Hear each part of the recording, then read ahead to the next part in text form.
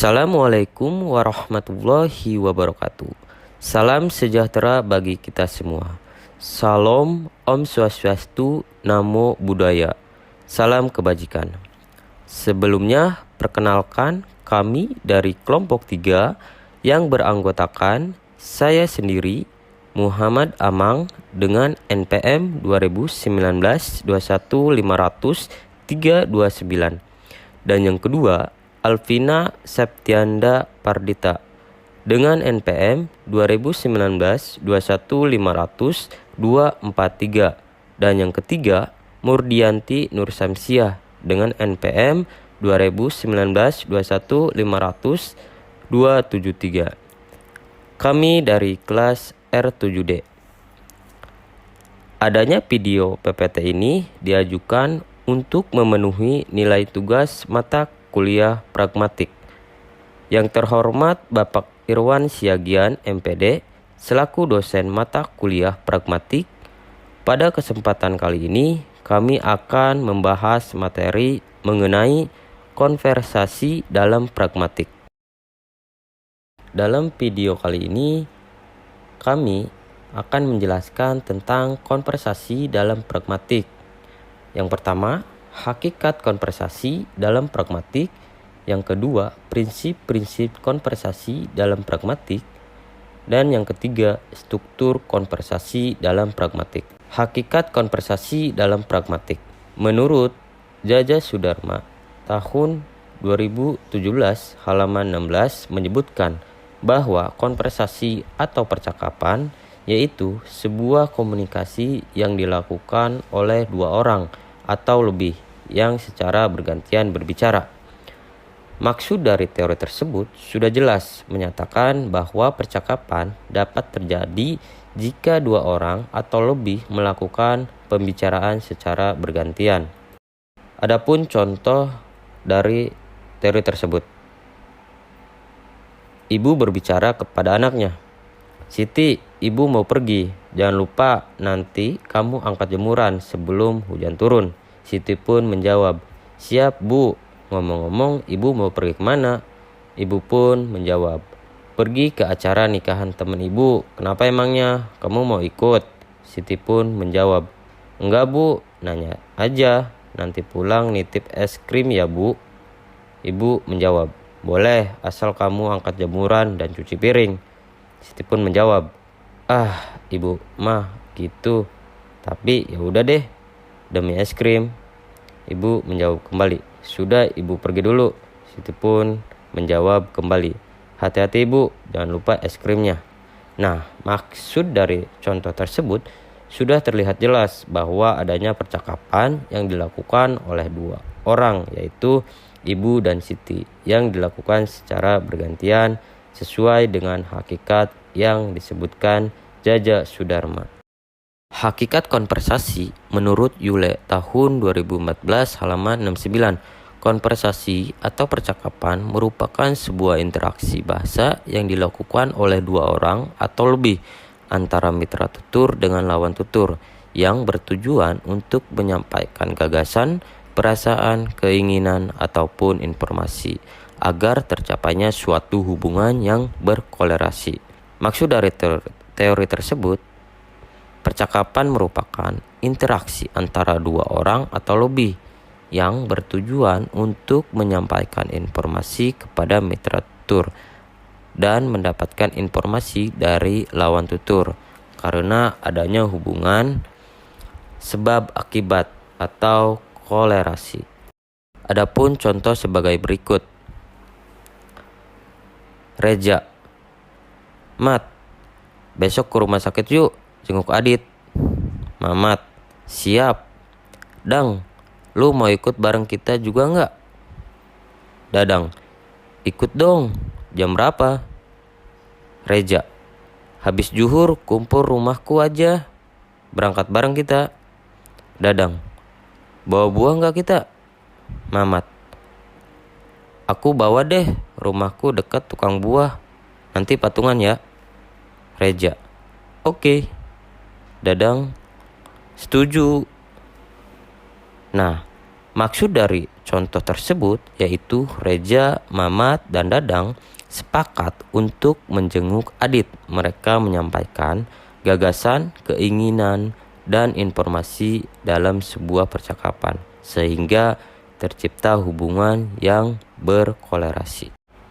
Hakikat konversasi menurut Nugroho tahun 2015 halaman 106 mengemukakan bahwa percakapan melibatkan 3 kemampuan dasar yang saling berhubungan, yaitu kemampuan mental, fisik, dan sosial. Maksud dari teori tersebut yaitu percakapan yang terjadi dalam kehidupan sehari-hari, tidak hanya sekedar percakapan, tetapi juga melibatkan kemampuan mental dan fisik dalam melakukan komunikasi serta kemampuan sosial dalam berinteraksi dalam masyarakat. Adapun contoh sebagai berikut. Banu, apakah kamu memiliki saudara perempuan atau saudara laki-laki? Beni, ya, aku punya 1 saudara perempuan. Banu, apakah dia sudah bekerja? Beni, ya, dia sudah bekerja. Banu, apa pekerjaannya? Beni, dia seorang pengacara. Banu, kenapa kamu tidak mengikuti jejaknya? Beni, ya, saya rasa semua orang memiliki minat yang berbeda dan saya bisa yakinkan Anda, saya tidak tertarik untuk menjadi pengacara. Nah, maksud dari contoh di atas adalah menjelaskan bahwa Beni memiliki saudara perempuan yang sudah bekerja sebagai pengacara dan ia tidak ingin mengikuti jejak saudaranya tersebut. Terlihat dari percakapan tersebut, kemampuan berkomunikasi Beni baik dalam menjelaskan alasannya yang artinya kemampuan sosialnya dalam bergaul atau melakukan percakapan juga bagus. Sintesis. Sintesis konversasi dalam pragmatik adalah sebuah percakapan yang dilakukan oleh 2 orang atau lebih yang bertujuan untuk menyampaikan gagasan, perasaan, keinginan, ataupun informasi yang melibatkan 3 kemampuan dasar yang saling berhubungan, yaitu kemampuan mental, fisik, dan sosial. B. Prinsip-prinsip konversasi dalam pragmatik. Menurut Tarhigan tahun 2009 halaman 35, prinsip-prinsip kerjasama terbagi menjadi 2. Yang pertama ada prinsip kerjasama atau komparatif prinsip. Yang kedua ada prinsip sopan santun atau politeness prinsip. 1. Prinsip kerjasama. Menurut Rahardi tahun 2010 halaman 52 menyatakan bahwa dalam melaksanakan prinsip kerjasama itu, setiap penutur harus mematuhi 4 maksim percakapan. 1.1 Maksim kuantitas atau maxim of quantity. 1.2 Maksim kualitas atau maxim of quality. 1.3 Maksim relevansi atau maxim of relevance. 1.4 Maksim pelaksanaan atau maxim of execution. 1.1 Maksim kuantitas. Menurut Wijana dan Rohmadi tahun 2010 halaman 42, maksim kuantitas menghendaki setiap peserta pertuturan memberikan kontribusi yang secukupnya atau sebanyaknya yang dibutuhkan oleh lawan bicara. Maksud dari teori tersebut yaitu maksim kuantitas menghendaki setiap peserta tutur hanya memberikan kontribusi atau sumbangan ide dan sebagainya untuk mencapai tujuan bersama yang secukupnya saja atau sebanyak yang dibutuhkan oleh mitra tutur. Dalam memberikan informasi yang wajar, jangan terlalu sedikit dan jangan terlalu banyak, serta memberikan kontribusi yang dibutuhkan. Jadi, jangan berlebihan dalam memberikan informasi. Contoh maksim kuantitas. Iva, halo, senang bertemu denganmu. Saya Iva, kamu? Amal, saya Amalia, senang bertemumu juga. Maksud dari contoh tersebut, yaitu ketika Amal ditanya siapa namanya, maka dia tidak perlu memberikan jawaban selain informasi tentang namanya, seperti alamat, status, dan lain sebagainya. 1.2 Maksim kualitas. Menurut Nadar, tahun 2013, halaman 25, mengatakan bahwa dalam penelitian maksim kualitas, penutur mengharapkan kontribusi dari mitra tutur dengan sungguh-sungguh. Maksud dari teori tersebut, yaitu apabila penutur bertanya, maka mitra tutur harus bisa memberikan jawaban dengan sungguh-sungguh dan apa adanya, sesuai dengan fakta dan bukti yang memadai. Contoh maksim kualitas. Elsa, Ana, kamu tahu gak nama ibu kota Cina? Ana menjawab, taulah, nama ibu kota Cina itu Beijing. Maksud dari contoh tersebut adalah ketika Elsa bertanya pada Ana apa nama ibu kota Cina, maka Ana kalau memang mengetahui harusnya menjawab Beijing, karena hal tersebut tidak terbantahkan lagi. Namun, bisa saja terjadi kesengajaan seorang penutur melanggar maksim kualitas ini. Hal ini tentu mempunyai maksud seperti menimbulkan efek lucu. 1.3 Maksim relevansi. Menurut Nadar, tahun 2013 halaman 25 mengatakan bahwa dalam penelitian maksim relevansi, penutur mengharapkan kontribusi dari mitra tutur secara relevan. Maksud dari teori tersebut yaitu apabila penutur bertanya atau meminta sesuatu, mitra tutur harus bisa memberikan jawaban secara relevan atau memberikan sesuatu yang berkaitan sesuai dengan apa yang diinginkan penutur. Contoh maksim relevansi. Kurir. Permisi, paket. Bastian, saya sedang di kamar mandi. Maksud dari contoh tersebut, ketika seorang kurir datang mengantarkan paket ke rumahnya, maka pemilik rumah atau Bastian menjawab, saya sedang di kamar mandi. Kurir harus memahami bahwa pemilik rumah sedang di kamar mandi sehingga tidak bisa segera mengambilkan paketnya.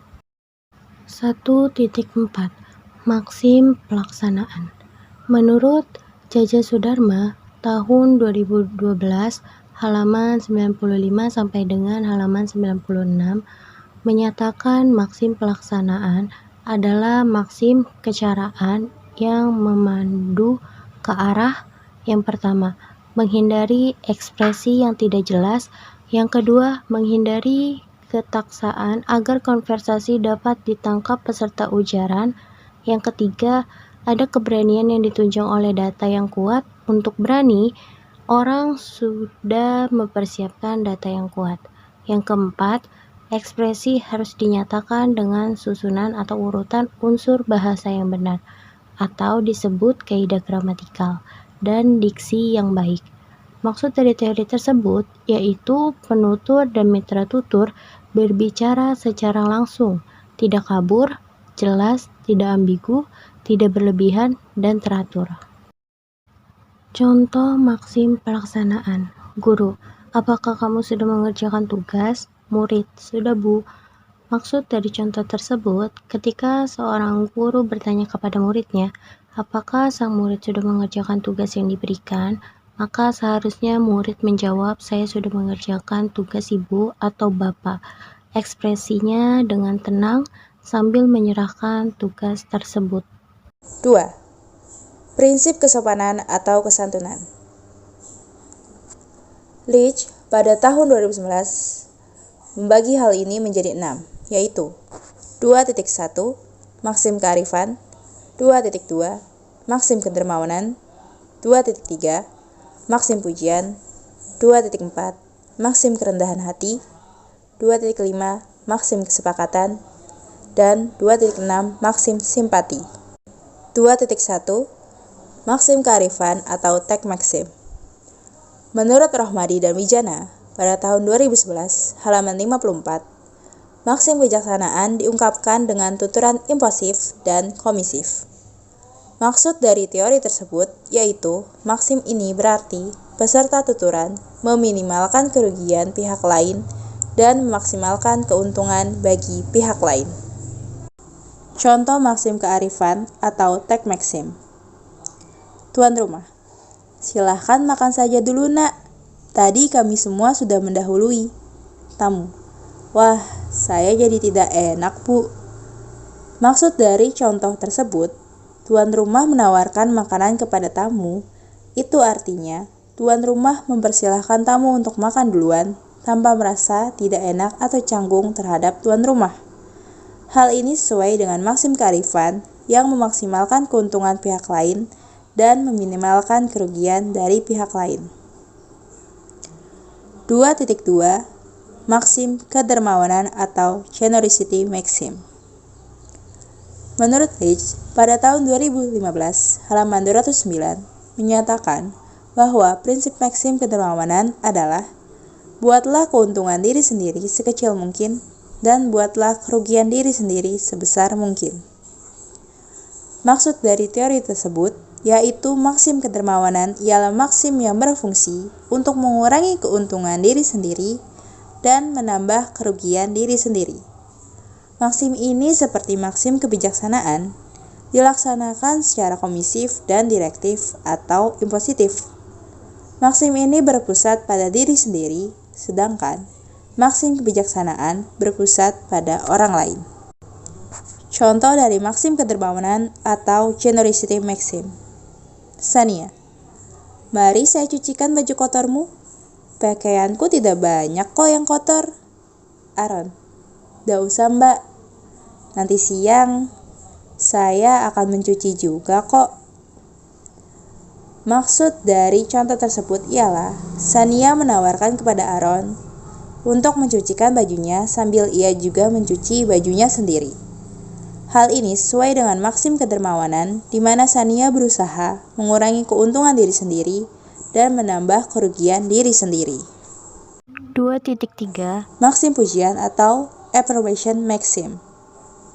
Menurut Chair, pada tahun 2010, halaman 57, menyatakan bahwa maksim kemurahan menuntut setiap peserta pertuturan memaksimalkan rasa hormat kepada orang lain dan meminimalkan rasa tidak hormat kepada orang lain.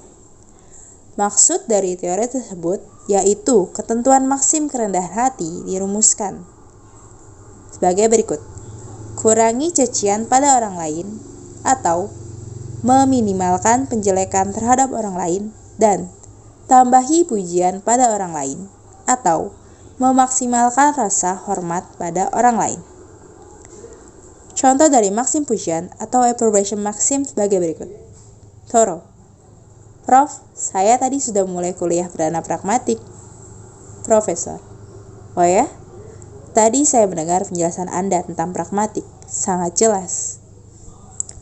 Maksud dari contoh tersebut ialah Profesor memuji Toro karena penjelasannya tentang pragmatik sudah sangat jelas dan baik, padahal itu kuliah perdananya. Hal ini sesuai dengan maksim pujian, yaitu kurangi cacian pada orang lain atau meminimalkan penjelekan terhadap orang lain dan tambahi pujian pada orang lain atau memaksimalkan rasa hormat pada orang lain.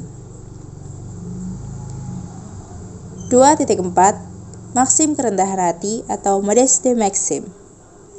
Menurut Rohmadi dan Wijana, pada tahun 2011, halaman 57, mengungkapkan bahwa maksim kerendahan hati diutarakan dengan kalimat ekspresif dan asertif.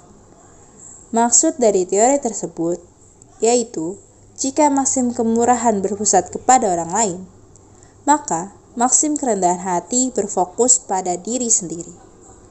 Maksim ini mengharuskan jika peserta pertuturan harus maksimalkan ketidakhormatan terhadap diri sendiri dan meminimalkan rasa hormat atas dirinya sendiri.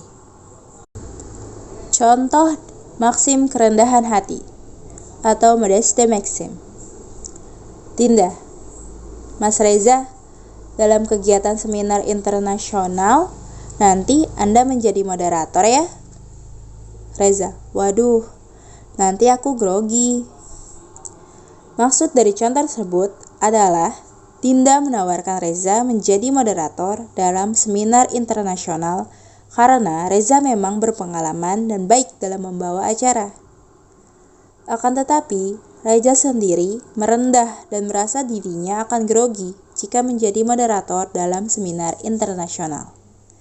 Hal ini sesuai dengan maksim kerendahan hati yang memaksimalkan ketidakhormatan terhadap diri sendiri dan meminimalkan rasa hormat atas dirinya sendiri. Selanjutnya, 2.5 maksim kesepakatan atau agreement maxim. Menurut Shaer, pada tahun 2010 halaman 59, maksim kecocokan menghendaki agar setiap penutur dan lawan tutur maksimalkan persetujuan di antara mereka. Maksud dari teori tersebut yaitu kesepakatan antara penutur dan lawan tutur dapat menjadikan suatu tuturan yang biasanya berbentuk ujaran imperatif lebih santun. Di dalam maksim kesepakatan menghendaki bahwa agar ketidaksepakatan antara diri sendiri dengan orang lain terjadi sesedikit mungkin dan kesepakatan terjadi sebanyak mungkin. Contoh maksim kesepakatan atau agreement maxim. Mia, bagaimana kalau habis kuliah nanti kita mendiskusikan tugas Bu Indah? Nana, saya sangat setuju. Maksud dari contoh tersebut, Mia bertanya kepada Nana mengenai mereka yang akan berdiskusi tentang tugas kuliah yang diberikan oleh Bu Indah. Nana memberi respon sangat setuju atas pernyataan Mia. Hal ini sesuai dengan maksim kesepakatan, yaitu bahwa agar ketidaksepakatan antara diri sendiri dengan orang lain terjadi sesedikit mungkin dan kesepakatan terjadi sebanyak mungkin. 2.6 Maksim simpati atau sympathy maxim. Menurut Rohmadi dan Wijana, tahun 2011 halaman 59, mengungkapkan bahwa maksim kesimpatian juga diutarakan dengan tuturan asertif dan ekspresif.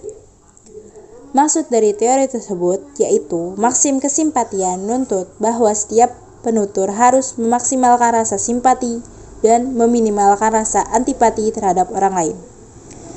Apabila lawan tutur mendapat rasa bahagia, maka penutur wajib memberi ucapan selamat kepadanya. Jika lawan tutur sedang mengalami kesusahan, maka penutur sepantasnya turut berduka atau memberi ungkapan bela sungkawa sebagai tanda perhatian. Contoh maksim simpati atau sympathy maxim. Rosa, sis, ibuku meninggal tadi pagi. Aster, innalillahi wa inna ilaihi raji'un. Saya ikut berduka cita. Maksud dari contoh tersebut, Aster turut berbela sungkawa atau berduka cita, memberikan simpati atas meninggalnya ibu dari Rosa.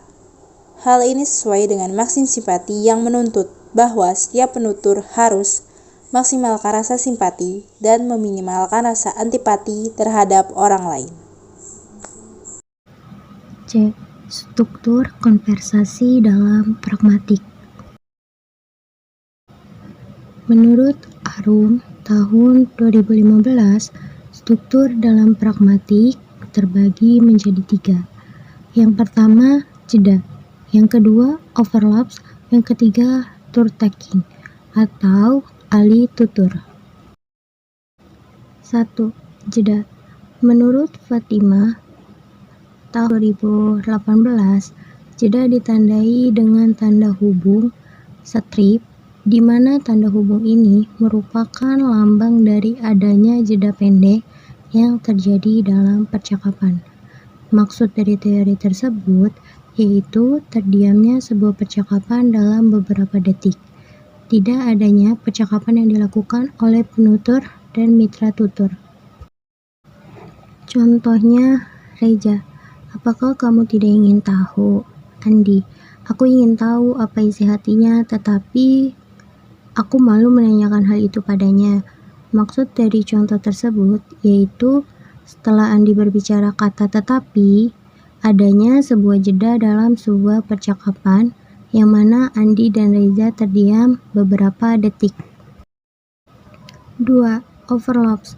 Menurut Yule tahun 2014 halaman 124 bahwa overlaps adalah kedua penutur mencoba berbicara yang sama.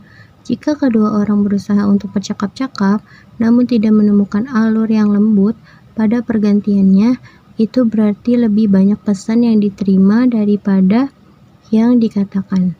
Terdapat jarak serta ketidakakraban.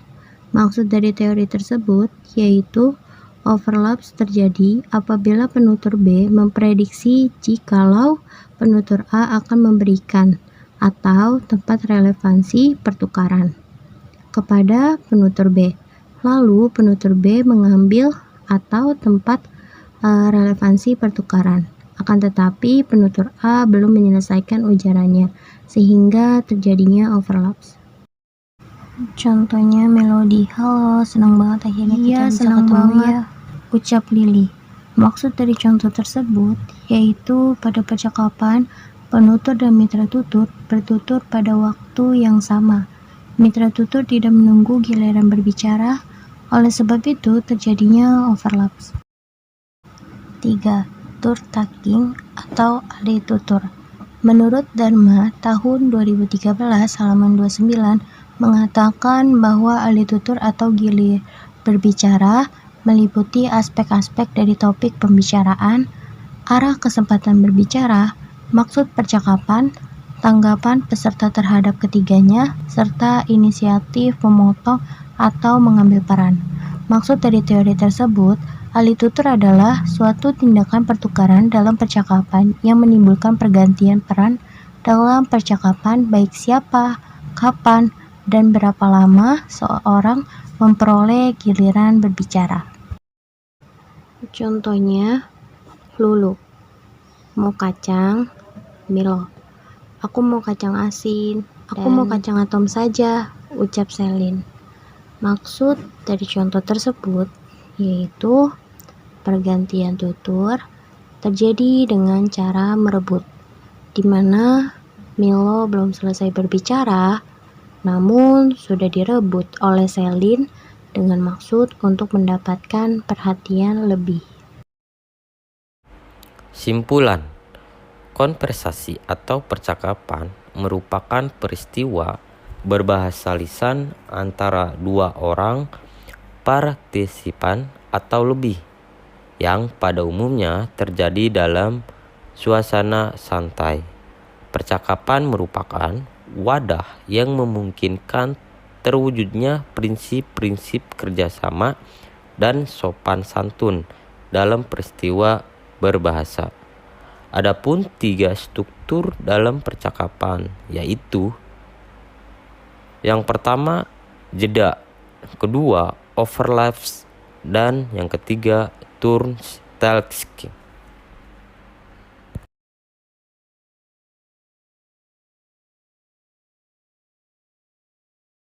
Sekian pemaparan dari kami mengenai materi konversasi dalam pragmatik. Mohon maaf apabila masih ada kekeliruan dan kesalahan dalam memaparkan materi kami. Wassalamualaikum warahmatullahi wabarakatuh.